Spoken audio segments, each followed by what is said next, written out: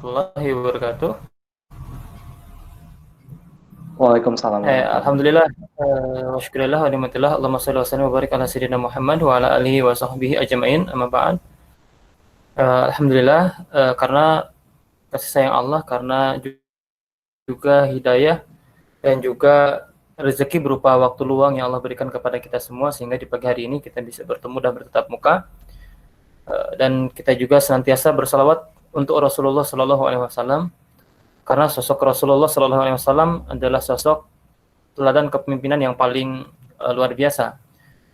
Rasulullah SAW lahir di Jazirah Arab. Kalau kita ketahui bahwa Jazirah Arab saat sebelum kelahiran Rasulullah adalah suatu tempat yang tidak dilirik oleh peradaban ketika itu. Peradaban Persia dan peradaban Romawi ketika itu, dua peradaban besar yang mereka tidak melirik ya tanah Jazirah Arab. Kenapa? Karena kita bisa melihat yang pertama dari kondisi geografisnya yang sangat tandus, yang kedua kondisi SDM-nya atau manusia-manusianya yang kita sebut dengan jahiliyah.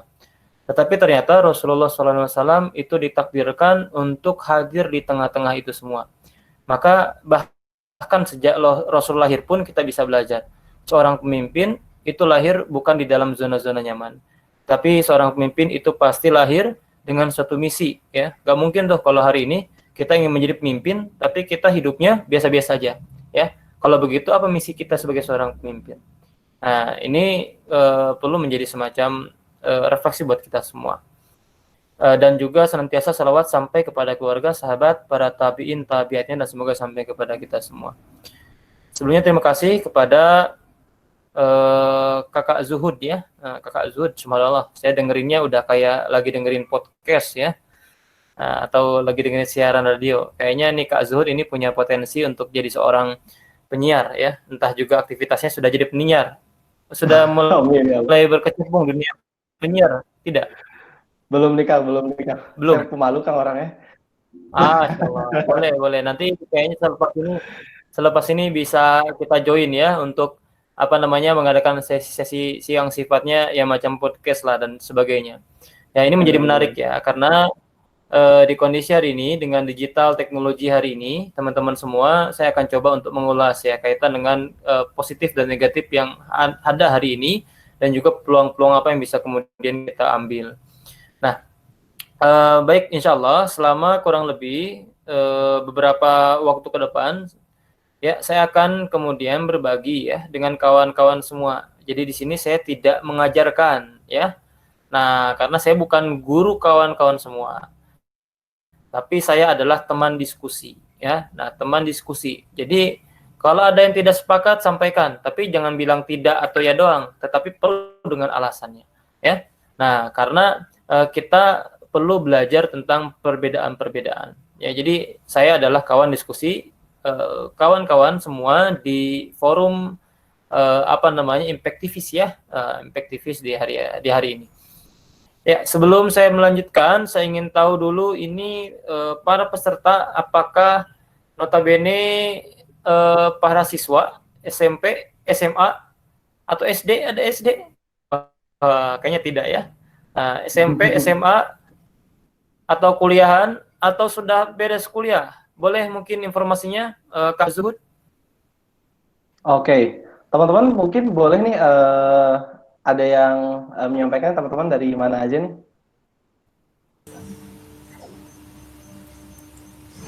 Halo? Ada ini dari mana aja kira-kira? SMA atau kuliahan? Oh, selesai kuliah. Oke, Macam-macam mantap. Kang ya. Baik, boleh di-share aja di komen ya. Kalau kemudian ada kendala kalau untuk sampaikan langsung ya. Oke, ternyata ada yang sudah selesai kuliah, ada yang apa itu kelas 2. Oh, ada juga yang masih SMA ya. Nah, juga ada yang masih kuliah. Oke, mantap. Oh, Kerja mantap setelah banget. lulus kuliah 5 bulan lalu. Baik. Nah, ternyata saya coba ingin sedikit menggambarkan ya bahwa ternyata audiens yang hari ini hadir adalah mereka yang masih sekolah ya, yang kemudian hampir jadi mahasiswa atau camaba ya. Nah, kemudian ada juga yang sedang kuliah dan pasca kuliah ya, ada yang memilih kerja dan juga ada yang kemudian meneruskan kuliahnya. Nah, saya ingin memberikan perspektif tersendiri buat teman-teman semua yang mudah-mudahan ini bisa menginspirasi kawan-kawan semua. Nah, saya akan coba dibantu oleh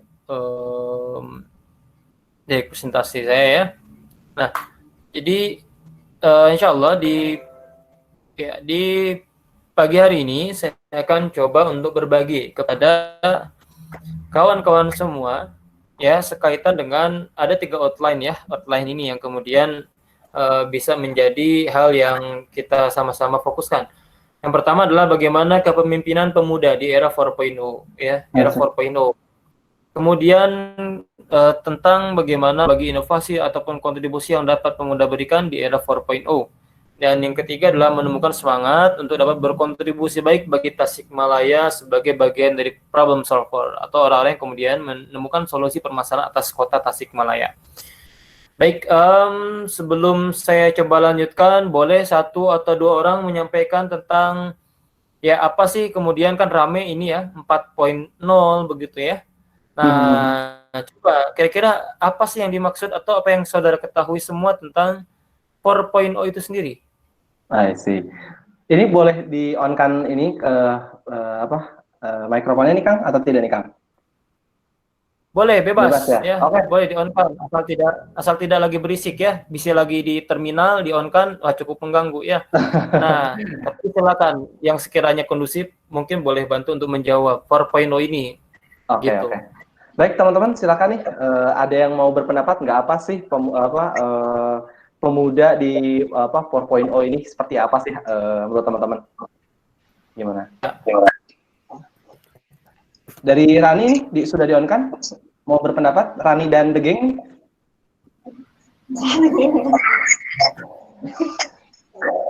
Silakan kalau mau berpendapat. Ya, silakan.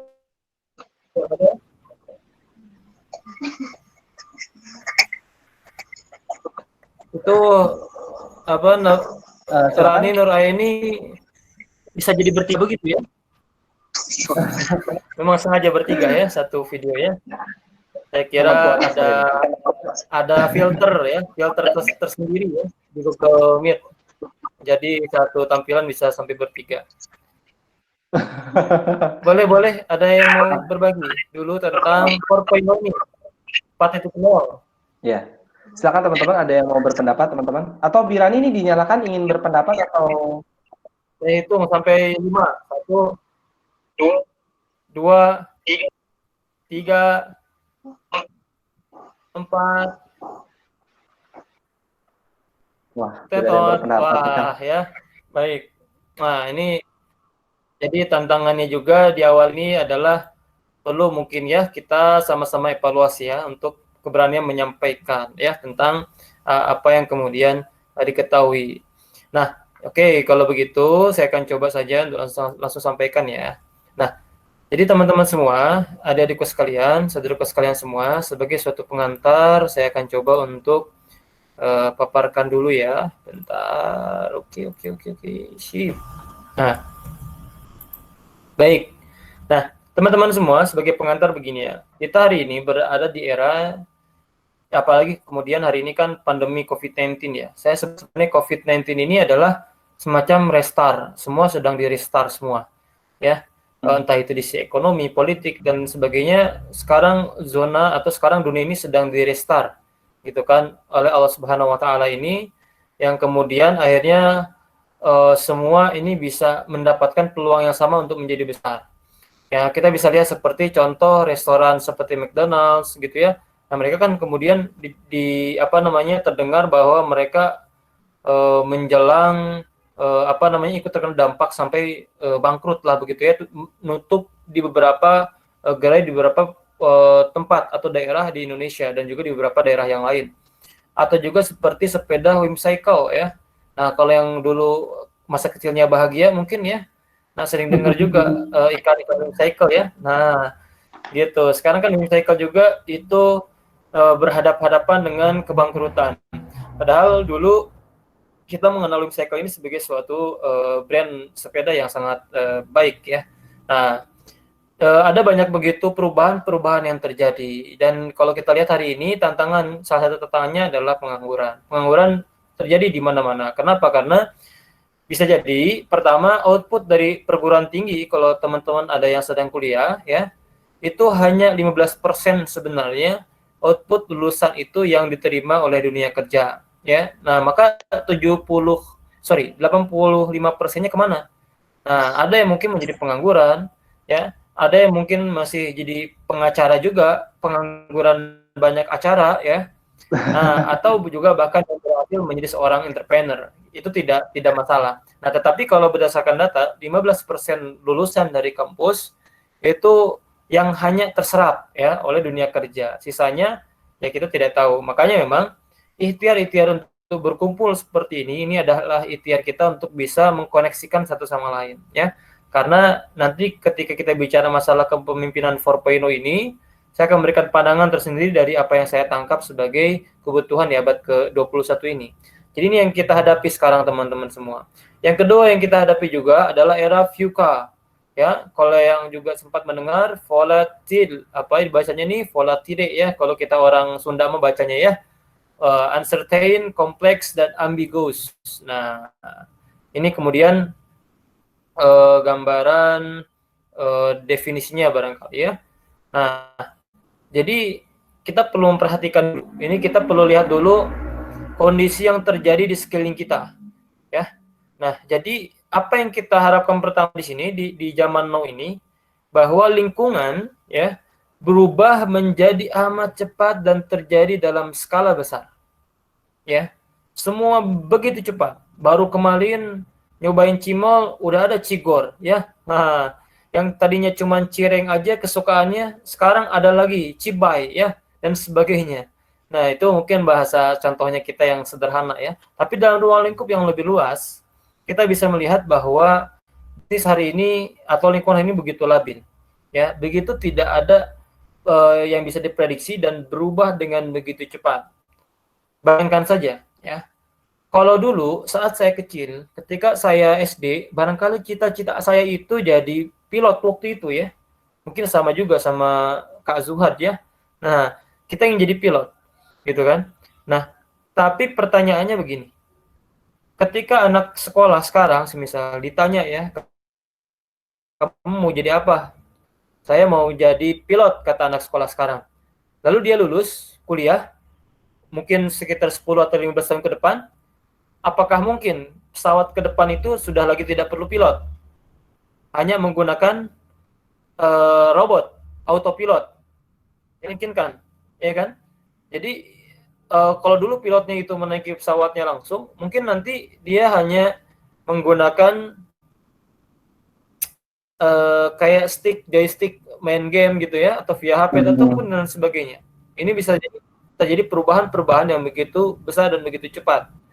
Yang kemudian apa yang kita inginkan hari ini bisa jadi berubah di besok hari. Ya, ini juga sama ketika dulu waktu saya 2013 kalau tidak salah, saat saya ingin beli BlackBerry ya, karena di BlackBerry itu ada BlackBerry Messenger. Saya ngumpulin uang sampai kemudian cukup untuk beli BlackBerry karena ada fitur BlackBerry Messenger-nya. Ternyata waktu saya beli, saya dengar kabar bahwa BBM itu diinstal di Android. Bayangkan. Waduh, tadinya saya mau beli ini ya, BlackBerry ini untuk bisa dipakai BBM-nya. Lah, kemudian malah kalah gitu ya. Malah kemudian BBM malah ada di Android gitu. Bahkan BlackBerry yang sempat kemudian besar ya, keren gitu kan. Lah akhirnya kan kalah gitu dengan Android gitu ya. Akhirnya kan kita hari ini sama-sama saya yakin di seluruh peserta ini tidak ada yang pakai BlackBerry gitu ya. Nah, berubah. Nah, kemudian certain ya. Kemudian sulitnya memprediksi dan akurat apa yang akan terjadi. Nah, jadi kepemimpinan zaman ini beda dengan kepemimpinan zaman old ya. Gitu. Nah, kita nggak bisa memprediksi secara akurat besok itu apa ya. Adanya pandemi ini kan bahkan betul-betul luar biasa ya, bukan menghancurkan ya, merestart semua prediksi-prediksi yang ada. Yang kasihan tuh kayak ini, mungkin kayak startup besar ya, kayak tiket.com atau kemudian kayak Traveloka dan sebagainya. Mereka yang tadinya sudah bakar-bakar uang ya untuk investasi, kemudian tiba-tiba ada pandemi, malah jatuh lagi.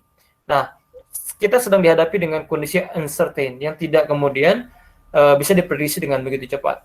Kemudian yang ketiga adalah kompleks. Kita memiliki tantangan yang begitu kompleks, yang lebih rumit, yang juga memiliki multifaktor yang saling terkait. Ya, jadi pemimpin zaman now ini dia tuh kompleks, pikirannya tuh kemana-mana, gitu ya. Dikit-dikit kalau ada kebijakan, ada yang komentar netizen gitu ya. Nah, dikit-dikit ini komentar gitu. Jadi kalau kalian sejak sekarang ini tidak kuat yang namanya dibully, yang tidak kuat dengan yang namanya diomongin orang, maka ya ngapain kemudian kita mempelajari tentang kepemimpinan dan menjadi seorang pemimpin. Karena ini adalah kondisi yang harus sama-sama kita ketahui bersama. Yang keempat adalah ketidakjelasan suatu kejadian dan mata rantai akibatnya. Jadi ini betul-betul sesuatu yang kemudian sedang terjadi di zaman now, ya. Yang kemudian ini semacam transisi zaman, begitu. Kalau saya bilang itu, sorry. Ya, kalau saya ikut ya, ini seperti halnya ketika perubahan yang dulunya itu mesin diesel ya, gitu kan. Sorry, yang dulunya itu semisal mesin bukan mesin, seperti dulu kan para petani itu di era farmer, di era pertanian ya, di 2.0 itu kan mereka itu masih menggunakan kuda gitu ya untuk mengantarkan mengantarkan barang dan sebagainya. Lalu bertransformasilah, ditemukanlah mesin diesel, akhirnya kuda tergantikan oleh kendaraan mobil dan sebagainya. Dulu sedang terjadi seperti sekarang, dan sekarang juga sudah terjadi perubahan antara kebiasaan-kebiasaan keseharian kita. Nah, yang berikutnya ini perlu juga menjadi pengantar supaya frekuensi kita ini sama memandang kepemimpinan pemuda di 4.0 ya. Sekarang zamannya juga adalah post-truth era post-truth ya. Nah, apa itu era post-truth? Ya sederhananya begini, orang-orang itu mendengar atau meyakini sesuatu yang sesuai dengan emosionalnya, gitu ya, tanpa didahulukan rasionalitasnya. Nah, sebagai contoh, ya kita lihat ya banyaknya hoax ya, banyaknya kemudian berita-berita tidak benar. Orang terkadang lebih dulu mempercayai berita yang sudah beredar tanpa terlebih dahulu melakukan recheck terhadap kebenaran berita itu. Maka akhirnya gara-gara post-truth ini, berita yang kemudian banyak tersebar itu adalah berita yang kemudian menarik emosional yang bacanya, gitu. Terlepas dari itu benar atau salah. Dan kita berada di era post-truth ini. Dan berbicara di era post-truth ini, kita juga berbicara masalah di era di mana kebenaran pada akhirnya menjadi sesuatu hal yang mahal harganya. Kenapa? Karena sekarang kalau salah seorang pakar menggambarkan, di era sekarang ini kita seperti seorang penonton sepak bola ya, yang kemudian ketika seorang pemain sepak bolanya itu gagal atau bertingkah jelek ketika bermain, penontonnya ikut ke lapangan gitu, ikut menendang bola itu gitu kan.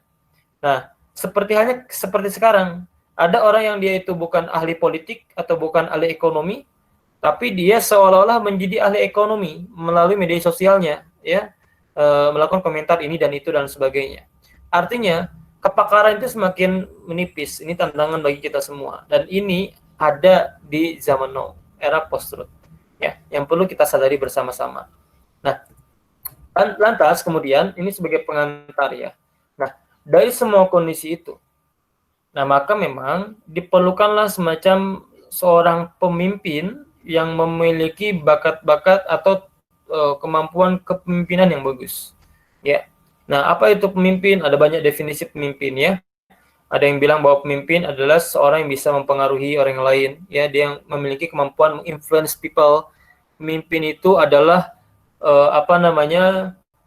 seorang yang kemudian mendapatkan tanggung jawab untuk mengarahkan anggota-anggotanya gitu ya, dan lain sebagainya. Nah, ada banyak definisi pemimpin gitu kan, tetapi yang ingin saya angkat di sini adalah pemimpin itu adalah ketika seseorang itu sudah mampu untuk mengambil keputusan. Dalam perspektif saya ya, ketika seorang pemimpin dia belum bisa mengambil keputusan, maka menurut saya dia belum jadi pemimpin ya. Dia masih hanya jadi peran anggota saja, karena seorang pemimpin dia harus menjadi atau dia harus mampu mengambil keputusan. Dalam bukunya Self Driving atau Self Driver, Profesor Yannick Casale menggambarkan bahwa seorang pemimpin zaman now harus seperti seorang driver, not passenger, seorang pengemudi, bukan sebagai seorang penumpang, ya. Nah, kenapa? Karena ketika kita hanya menjadi penumpang, ya, kita hanya menjadi dan mengikuti arus perkembangan saja tanpa menghasilkan sesuatu. Tapi zaman now ini kita harus menjadi seorang driver, seorang yang mampu untuk mengemudikan, ya, visi misi, kemudian kawan-kawan kita dan lain sebagainya menuju suatu tujuan yang kemudian kita harapkan. Nah, adapun kepemimpinan, ya, itu adalah bagian atau gaya seorang pemimpin itu ketika dia mengejawantahkan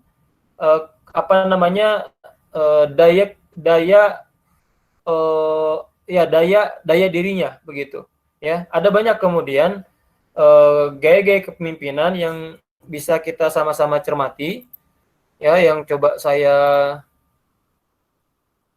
bagikan semua di sini. Saya coba dulu ini sebagai pengantar secara teoritis, ya. Bentar.